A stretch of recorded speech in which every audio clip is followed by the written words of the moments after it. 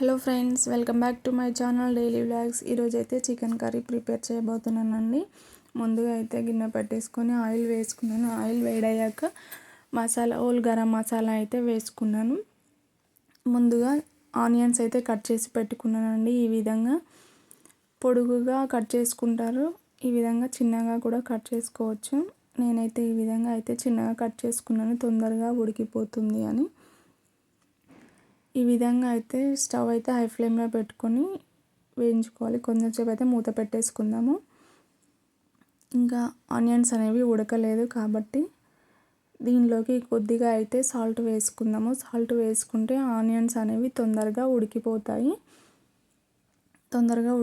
కాబట్టి సాల్ట్ వేసుకొని కలుపుకొని మళ్ళీ ఒకసారి అయితే మూత పెట్టేసుకుందాము. మూత పెట్టడం ద్వారా తొందరగా ఉడికిపోతాయి. చూడండి, త్వరగా ఉడికిపోయాయి. ఇప్పుడు ఇందులోకి అయితే అల్లం వెల్లుల్లి పేస్టును వేసుకుందాము. ఫ్రెష్ అల్లం వెల్లుల్లి పేస్ట్ అయితే బాగుంటుందండి. చికెన్ కర్రీ కాబట్టి ఫ్రెష్ అల్లం వెల్లుల్లి పేస్ట్ వేసుకుంటే బాగుంటుందండి. నేనైతే ఫ్రెష్ అల్లం వెల్లుల్లి పేస్ట్ వేసాను. ఇదైతే పచ్చివాసన పోయేంత వరకు ఈ విధంగా అయితే ఫ్రై చేసుకున్నాను. ఇప్పుడు ఇందులోకి తగినంతగా పసుపు అనేది వేసుకున్నానండి. చికెన్ కర్రీ కాబట్టి కొంచెం పసుపు ఎక్కువగా వేసుకుంటే నీచు వాసన అనేది ఉండదండి. ఇప్పుడైతే ఇందులోకి చికెన్ వేసుకుందాం. ఈ విధంగా అయితే ముందుగా అయితే చికెన్ అయితే కడిగి వాటర్లో వేసాను. ఇప్పుడైతే చికెన్ మొత్తం ఇప్పుడు గిన్నెలోకి వేసానండి. ఇవి మొత్తం ఇందులోకి అయితే వేసేసి కలుపుకున్నానండి. ఈ విధంగా అయితే మొత్తం ఈ విధంగా అయితే కలపాలి. చూడండి, ఈ విధంగా అయితే కలిపేసి ఒకసారి మూత పెట్టేసుకుందాం. చూడండి, అడుగంటుతుంది అనేసి ఈ విధంగా అయితే కలిపాను. మళ్ళీ ఒకసారి మూత పెట్టేసుకుందాము. సిమ్లో పెట్టుకుందాము. హై ఫ్లేమ్లో పెడితే మాడిపోతుంది, అడుగంటుతుంది కాబట్టి. చూడండి, వాటర్ అనేది బయటికి వచ్చాయి, మనం ఏం వాటర్ వేయకుండానే.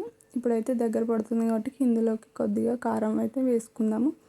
తగినంత కారం అయితే వేసుకుందామండి. చికెన్కి సరిపడా కారము, సాల్ట్, ధనియా పౌడరు ఈ విధంగా అయితే వేసుకొని మొత్తం ముక్కలకి పట్టే విధంగా అయితే కలుపుకోవాలండి. ఈ విధంగా చూడండి, ఇలా నేనైతే గ్రేవీ కర్రీ చేసుకుంటాను కాబట్టి వాటర్ యాడ్ చేసుకుంటున్నానండి. మీరైతే గ్రేవీ కర్రీ కాకపోతే ఫ్రై చేసుకోవాలనుకున్న వారు వాటర్ ఏమి యాడ్ చేయొద్దు. నేను గ్రేవీ చేస్తున్నాను కాబట్టి వాటర్ యాడ్ చేస్తున్నాను.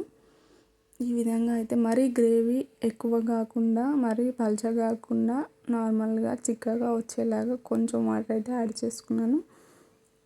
ఇప్పుడు కొంచెం సేపు అయితే మూత పెట్టేద్దాము, మగ్గిపోతుంది. అడుగంటకుండా ఉండడానికి గిన్నెలో వాటర్ పోసి మీద పెట్టుకున్నానండి. చూడండి, ఈ విధంగా అయితే ఉడికిపోయింది చికెన్. ఒక 2 నిమిషాల్లో కూర రెడీ అయిపోతుందండి. చూడండి, ఎంత బాగా ఉడికిపోయిందో చూస్తుంటే నోరు ఊరిపోతుంది. చికెన్ కర్రీ అయితే రెడీ అయిపోయిందండి. సర్వింగ్ బౌల్లో తీసుకొని ఇంకా తినేయడమే. Please subscribe my channel.